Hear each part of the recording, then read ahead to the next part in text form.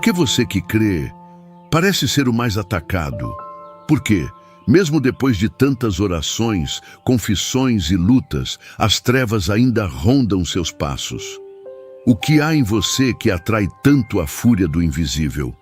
Talvez você já tenha pensado que são apenas coincidências, consequências de erros passados, ou quem sabe, apenas um castigo de Deus. Mas não é isso. O que os demônios mais temem não está fora de você. Está dentro, escondido, às vezes ferido, às vezes adormecido, mas real. E essa verdade muda tudo.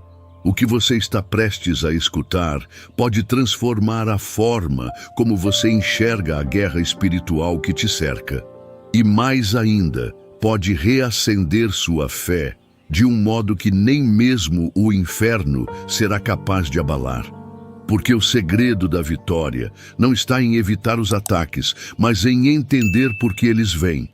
Bem-vindo ao canal Histórias do Sagrado. Se esta mensagem tocar sua alma, inscreva-se, curta, compartilhe. Alguém que você ama pode estar vivendo exatamente essa mesma batalha. E essa luz precisa alcançá-lo. Tudo começou com uma pergunta.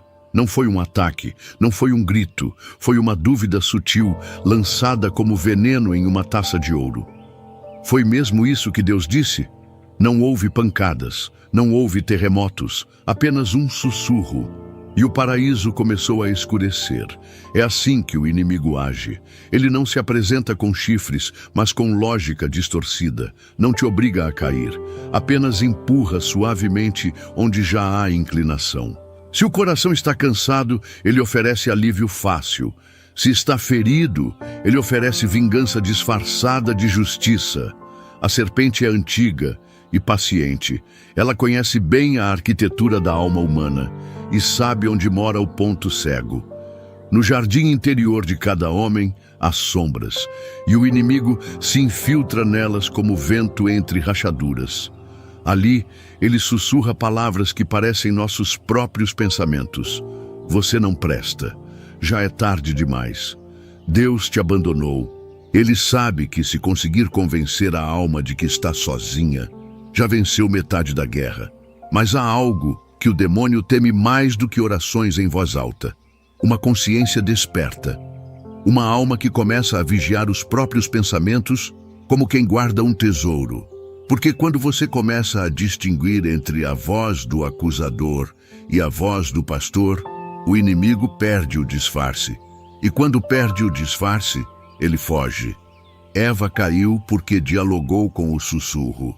Jesus venceu porque calou o inimigo com a palavra. No deserto, o diabo tentou distorcer até a própria Escritura. Mas Cristo respondeu com obediência, não com debate. Ali, no silêncio árido, mostrou-se a verdadeira força. A fidelidade sem plateia, a fé sem aplauso. Você também tem um deserto, talvez seja o silêncio de uma oração sem resposta, ou uma luta secreta que ninguém imagina. É ali que o inimigo tenta se esconder. No cansaço, no abandono, na tentação de desistir. Mas é ali também que Deus te encontra, porque todo jardim, por mais desolado que pareça, ainda tem a memória de quando Deus caminhava por ele ao entardecer. A serpente sempre sussurra no escuro, mas a luz que a vence já habita em você, e é justamente por isso que ela não para de atacar. Ele não sabia, mas seu nome brilhava no invisível. Não o nome de batismo, nem o nome que o mundo conhecia, mas um nome secreto, inscrito no céu, que só Deus e os anjos reconheciam. Esse nome não é pronunciado em voz alta, mas o inferno o conhece, e é por isso que as trevas se agitam quando você começa a rezar. Porque você não é só alguém que crê, você é alguém que foi marcado, com um sinal que os olhos não veem, mas o mal detecta de longe. No batismo, algo eterno acontece. O céu grava em você uma identidade espiritual. Você se torna filho, herdeiro, sacerdote real. Não é uma metáfora. É uma realidade invisível que muda o tecido do mundo espiritual. É como se, no campo de batalha, você começasse a brilhar, mesmo sem perceber. E os demônios veem esse brilho com ódio, porque ele anuncia que você pertence a outro, alguém que eles perderam e nunca mais poderão alcançar. Na vida dos santos, há relatos curiosos. Demônios que, durante exorcismos, gritavam os nomes dos fiéis que rezavam do lado de fora. Chamavam-nos de os perigosos, os marcados, os que brilham demais. Muitas dessas pessoas nem sabiam o poder que tinham. Viviam uma vida simples, muitas vezes em sofrimento, mas o inferno tremia ao vê-los, porque eles sabiam quem eram, mesmo sem entender com clareza. Você já parou para pensar que a insistência do mal em sua vida pode ser um sinal do contrário do que você imagina? Não de maldição, mas de vocação, não de fraqueza, mas de ameaça para o reino das trevas. Muitos dos maiores santos foram profundamente atacados, zombados, perseguidos. Não porque eram impuros, mas porque o inimigo temia o que Deus faria por meio deles. O céu conhece seu nome verdadeiro, e esse nome tem peso, tem missão, tem promessa. Mas o inimigo fará de tudo para que você se esqueça dele. Ele quer que você se veja como pecador, fracassado, esquecido, porque se você descobrir quem é, ele sabe que perdeu.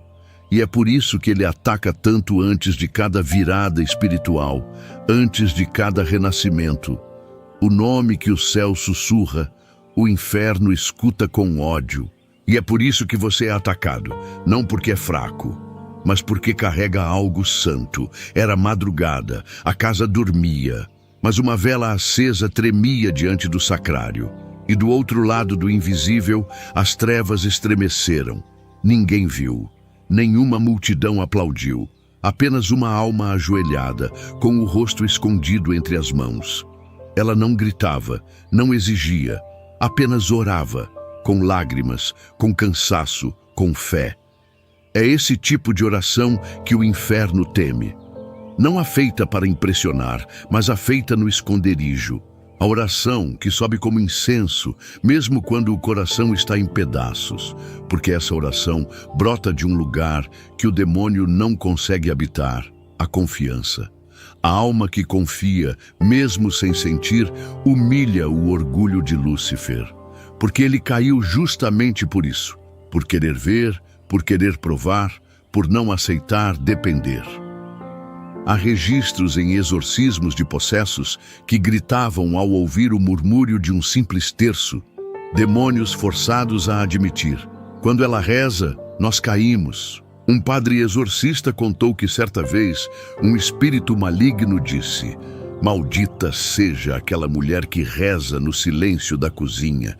Ela nos queima mais do que os santos. Sim, uma mulher simples, anônima, que talvez nem soubesse o efeito da sua oração. Mas o céu via, e o inferno também. A oração verdadeira não busca controlar Deus, busca permanecer com Ele. Ela é mais presença do que petição, mais abandono do que estratégia. E quando uma alma aprende a orar assim, com o coração nu, com a dor exposta, ela se torna perigosa para o inferno, porque ela toca o coração de Deus, e isso muda tudo. É por isso que o inimigo tenta tanto impedir você de rezar. Distrai, cansa, gera desânimo. Ele sabe que se você perseverar, mesmo em silêncio, vai mover os céus. E quando os céus se movem, nenhuma treva resiste. Você já sentiu aquele peso estranho quando decide rezar mais? Já percebeu como tudo começa a dificultar quando tenta se aproximar de Deus? É a prova de que algo está sendo combatido, porque sua oração não é pequena. Ela é luz acesa em território inimigo. Quando você ora, o céu se aproxima, e o inferno se lembra do que perdeu. Por isso, ele tenta te calar. Mas uma alma que ora já venceu metade da guerra. Ele não suportava mais aquele vazio. Carregava uma ferida antiga, daquelas que nem o tempo cura, e achava que por isso Deus o rejeitava. Mas estava errado. O céu não despreza os que sangram. É ali, na brecha da dor, que a graça entra com mais força. O que você pensa ser sua maior fraqueza pode ser justamente o ponto que mais atrai a misericórdia divina. E é por isso que o inimigo ataca tanto esse lugar.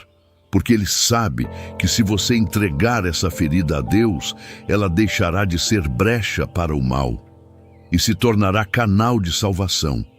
O que era vergonha vira testemunho. O que era dor vira fonte de compaixão.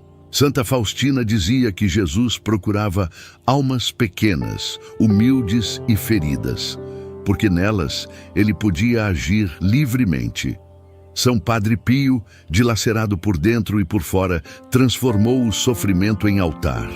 Santa Teresinha, com suas doenças e crises interiores, alcançou o céu pela via da confiança. O inimigo zomba do que dói, mas Deus santifica o que é entregue com amor. Já notou que o demônio sempre ataca nas mesmas áreas? No afeto, na identidade, na autoestima, na história pessoal? Não é por acaso. Ele tenta onde a graça mais quer transformar. Ele fere o que Deus quer curar e mente sobre aquilo que o Senhor mais deseja redimir. Você é sujo demais. Você nunca será amado. Essa dor é sua culpa. Tudo mentira. Porque a dor que une você à cruz aproxima você do ressuscitado. Há feridas que ninguém entende. Tristezas que se escondem até dos amigos mais próximos. Mas Deus vê. E mais ainda, Ele entra nessas feridas, não como quem invade, mas como quem cura por dentro. Jesus não se afastou das chagas humanas, Ele as carregou no próprio corpo, e por isso, cada dor sua é compreendida, cada lágrima que cai sozinha é recolhida como relíquia no céu. O que o inimigo tentou usar para te destruir, Deus pode usar para salvar outros. A ferida mais profunda pode ser o lugar mais santo, e é por isso que o ataque não para, porque ali começa a ressurreição. Não foi milagre, foi obediência. Enquanto todos esperavam por sinais visíveis, ele apenas obedeceu. E o inferno estremeceu. Há uma força que o mundo despreza, mas o céu exalta. Uma força que não levanta a voz, não exige explicações, não aparece nas manchetes. É a força da obediência interior, aquela que dobra a vontade humana à vontade divina. O inimigo odeia essa força, porque ele foi o primeiro a desobedecer. E toda alma obediente lembra a ele a derrota que jamais poderá desfazer. Na tradição da Igreja, santos e místicos revelam um segredo poderoso. O demônio foge não da força bruta, mas da alma que aceita ser guiada. São Bento, ao fundar sua ordem, baseou tudo em uma palavra: obedecer. E por causa disso, mesmo sem levantar a mão, expulsava demônios apenas com a presença. Santa Catarina de Sena calava possessos apenas dizendo: obedece a Deus. São João Maria Vianney, ignorado por anos, atraía multidões e aterrorizava o inferno, não por gritar, mas porque era obediente até o fim. A alma obediente é imprevisível para o inimigo, porque ela não age por impulso, nem por vaidade, nem por orgulho. Ela é conduzida como um barco que confia na maré do espírito e por isso é temida. O diabo não consegue manipular quem já morreu para si mesmo. Ele não pode seduzir quem vive para agradar somente a Deus. Você já percebeu que os ataques aumentam quando você tenta obedecer à voz de Deus? Quando decide perdoar, mesmo com raiva? Quando renuncia a algo por amor? Quando diz sim a uma missão que te custa? Isso não é coincidência.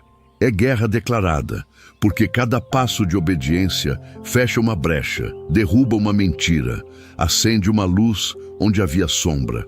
O mundo moderno chama de fraqueza o que o céu chama de autoridade. Mas a obediência verdadeira não é submissão cega, é confiança profunda. É dizer: eu não entendo, mas confio. Eu não vejo, mas sigo. Foi assim com Maria no silêncio de Nazaré.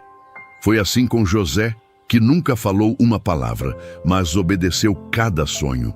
E foi assim com Jesus, que no Getsêmani, suando sangue, disse: seja feita a tua vontade. A alma obediente carrega a chave da vitória espiritual, não porque grita mais alto, mas porque está alinhada com aquele que venceu o mundo. E é por isso que os demônios tremem diante de quem obedece. Eles não suportam ver numa criatura o que rejeitaram para sempre.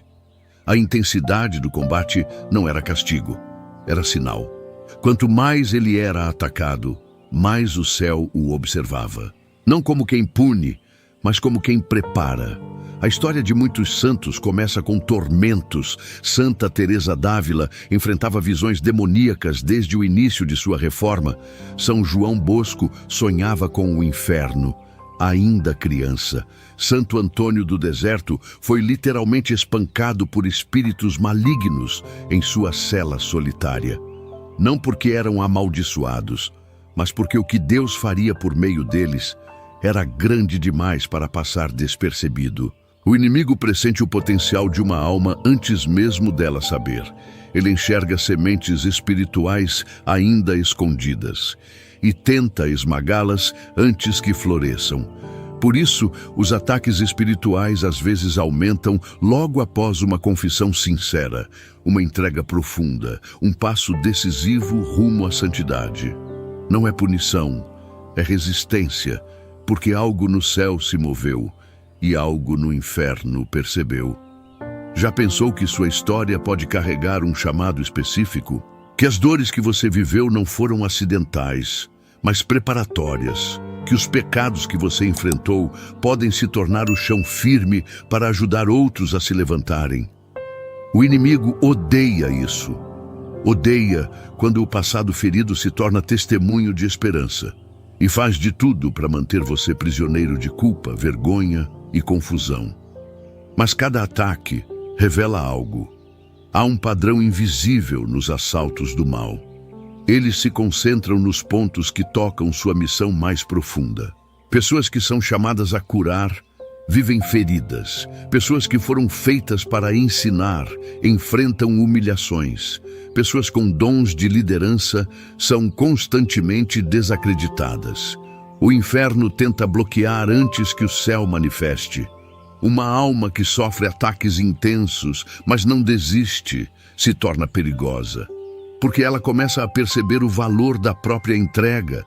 Ela entende que suas cicatrizes são mapas espirituais e que cada provação esconde um eco da missão que Deus lhe confiou. O ataque não é prova de abandono, é selo de promessa. Se você é muito atacado, é porque carrega muito a oferecer. Os demônios atacam mais quem pode libertar outros. Eles tentam calar quem nasceu para proclamar. Se você se sente cercado, olhe para dentro. Ali pode estar o tesouro que o céu quer revelar ao mundo. E é justamente por isso que o inferno tenta impedir. Ele não tinha riquezas, não tinha voz poderosa, não fazia milagres visíveis. Mas havia algo nele que os demônios não suportavam: a humildade. A alma escondida em Deus é invisível ao orgulho das trevas. Humildade não é se diminuir, é saber exatamente quem você é diante de Deus, nada mais, nada menos. É reconhecer que tudo o que é bom em você vem dele, e tudo o que é frágil pode ser redimido por ele. Essa verdade, quando aceita profundamente, esmaga a serpente do orgulho, porque foi o orgulho que fez Lúcifer cair, e é a humildade que o derrota em cada geração de santos. Santo Antão dizia que viu todas as armadilhas do demônio espalhadas pela terra, e apenas os humildes escapavam delas. Santa Teresa de Jesus afirmava que a humildade é a verdade diante de Deus, e por isso é invencível. Santa Teresinha, sem grandes feitos visíveis, abalou o inferno inteiro com a pequena via da humildade. Eles sabiam que a alma humilde não se ofende, não se exalta, não negocia a própria fidelidade. E por isso é como rocha que as trevas não conseguem penetrar. Você já notou que as maiores quedas espirituais nascem do orgulho ferido, do desejo de controle, da necessidade de ser reconhecido, da comparação constante? São nessas brechas que o inimigo sopra seu veneno. Mas quando uma alma decide não buscar glória, não disputar luzes, não defender sua vaidade, ela se torna livre. E liberdade interior é uma força que o inferno não sabe enfrentar. A humildade atrai Deus com a mesma força com que repele o maligno. Ela é o solo fértil, onde brotam as graças mais escondidas. É por isso que os humildes, mesmo não sendo visíveis aos olhos do mundo, são gigantes no invisível. Eles movem anjos, convertem corações, intercedem com eficácia.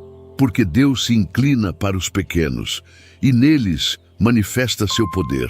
O inimigo pode tentar seduzir, enganar, enfraquecer, mas diante de uma alma verdadeiramente humilde, ele não consegue se firmar. Ele escorrega, ele cai. Porque naquela alma não há vaidade onde ele possa se esconder, e onde não há vaidade, há Deus. O escudo que nenhuma treva suporta é o coração que não se exalta. Ali, o mal perde as forças, e Deus reina em silêncio. Não foi fraqueza, foi humildade. E isso, o inferno jamais entenderá. Eles sabem quem você é, mesmo quando você esquece. Mesmo quando o medo te paralisa, quando o pecado te envergonha, quando a dor te cala. Os demônios ainda reconhecem a marca que o céu gravou em você. E é por isso que não param de atacar. Não porque você é fraco, mas porque você foi separado. O que você carrega é santo demais para passar despercebido. Por isso o combate, por isso a tentação, por isso a insistência do inimigo em te distrair, te ferir, te dividir. Ele teme o que você pode se tornar se permanecer. Ele teme a oração da sua noite mais escura. Teme sua fidelidade quando ninguém vê. Teme a ferida que se transforma em altar. O inferno não teme quem grita, teme quem obedece. Teme quem ama no silêncio, quem perdoa no escondido, quem se entrega mesmo sem entender tudo.